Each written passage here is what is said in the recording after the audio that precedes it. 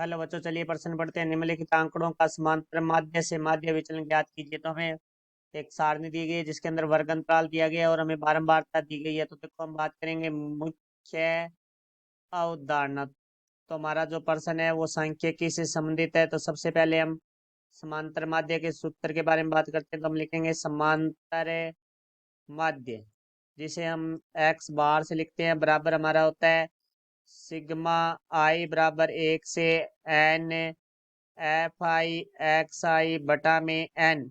N है वो हमारा पदों की संख्या होती है कुल।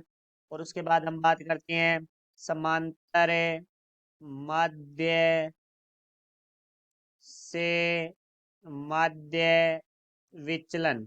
तो देखो भाई, समांतर माध्य से जो माध्य विचलन है वो हमारा होता है सिग्मा आई बराबर 1 से एन एफ आई मापांक एक्स आई माइनस एक्स बार बटा में एन। तो अब देखो, हम इस वर्षन को सारणी के रूप में लिखते हैं। तो हमें पहले वर्ग अंतराल दिया गया है, तो हम यहाँ लिखेंगे वर्ग अंतराल। फिर हमारे पास बारंबारता है, बारंबारता को हम एफ से लिखेंगे। तो वर्ग अंतराल हमारे पास है 0 से 10, 10 से 20, 20 से 30, 30 से 40, 40 से 50। तो उसके बाद हम ऐप की बात करेंगे। तो ऐप हमारे पास है 12, 15, 14, 6, 3। अब देखो, हम उसके बाद यहाँ निकालेंगे मध्य बिंदु। तो मध्य बिंदु को हम लिखते हैं एक्स आई से। तो जो हमारा वर्ग अंतराल है, उन दोनों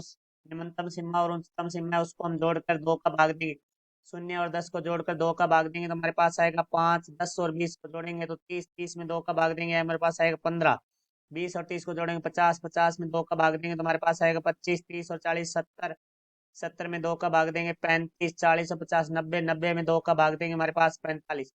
उसके बाद हम निकालेंगे एफ आई एक्स आई। तो ये जो हमारा एफ आई का मान है, तो देखो 12 को 5 से गुणा करेंगे 60, 15 को 15 से करेंगे तो 225, 25 को 14 से हम करेंगे तो हमारे पास आ जाएगा 350, 35 को 6 से करेंगे हमारे पास आएगा 210, 45 को 3 से करेंगे तो हमारे पास आ जाएगा 135। यहाँ से हम निकालेंगे सिग्मा एफ आई एक्स आई बराबर, अब हम इनका योग करेंगे, वो आएगा हमारे पास 980। अब हम देखो यहाँ से जोड़ेंगे सिग्मा एफ आई, जो कि हमारे पास होगा 50। सिग्मा एफ आई को हम एन से भी लिखते हैं, तो एन बराबर सिग्मा एफ आई बराबर हमारा हो गया 50। अब यहाँ से हम निकालेंगे समांतर माध्य। तो देखो भाई, समांतर माध्य का सूत्र हमने लिखा था सिग्मा आई बराबर 1 से एन एफ आई एक्स आई, जो कि मान है हमारे पास 980 बटा में हमारे पास एन का मान है 50। तो यहाँ 0 से 0 कट जाएगा। अब हम 98 में 5 का भाग देंगे तो 5 कम 5 4, 5 ने 45, दशमलव लगाएंगे 3 तो 30, 5 के 30 तो 19.6। यहाँ से हम देखो एक्स से आई माइनस एक्स बार निकालेंगे तो हमारे पास से जो एक्स आई है वो 5 है। 5 माइनस 19.6, तो हमारे पास आ जाएगा माइनस 14.6। फिर हम देखो 15 माइनस 19.6, तो हमारे पास आ जाएगा माइनस 4.6। फिर हम 25 माइनस 19.6, तो यहाँ से हमारे पास आ जाएगा 5.4। फिर हमारा है 35 माइनस 19.6, तो हमारे पास आ जाएगा 15.4। फिर हमारा 45 माइनस 19.6, तो हमारे पास आ जाएगा 25.4। फिर हम निकालेंगे मापांक एक्स आई माइनस एक्स बार। मापांक का अर्थ है जो ऋणात्मक संख्या है वो भी हमारी धनात्मक हो जाती है और धनात्मक धनात्मक रहती है। तो यहाँ से 14.6, 4.6, 5.4, 15.4, 25.4। अब आएगा हमारे पास एफ आई मापांक एक्स आई माइनस एक्स बार। तो देखो, हम एफ आई को एक्स आई माइनस एक्स बार से गुणा करेंगे तो हमारे पास देखो एफ आई का मान है वो है 12।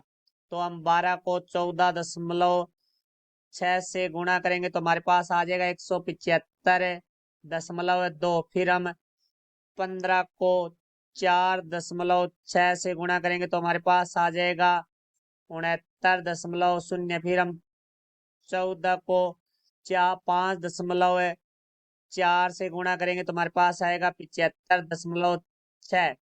फिर हम 6 को गुणा करेंगे 15.4 से तो हमारे पास आएगा 92.4। फिर हम 25.4 को 3 से गुणा करेंगे तो हमारे पास आएगा 76.2। तो अब देखो यहाँ से हम निकालेंगे सिग्मा आई बराबर 1 से एन एफ आई मापांक एक्स आई माइनस एक्स बार, तो बराबर अब देखो इनका हम योग करेंगे तो हमारे पास आएगा ये 488.4। अब देखो हम समांतर माध्य से माध्य विचलन, तो हमने सूत्र है वो मुख्य उदाहरण में लिखा है सिग्मा एफ आई मापांक एक्स आई है माइनस एक्स बार, जिसका मान हमारे पास है 488.4 बटा में एन। एन का मान है हमारे पास 50, तो हम 488.4 में 50 का भाग देंगे तो हमें प्राप्त होगा 9.768। ये हमारे प्रश्न का उत्तर हुआ। आशा करता हूँ समझाया होगा। धन्यवाद।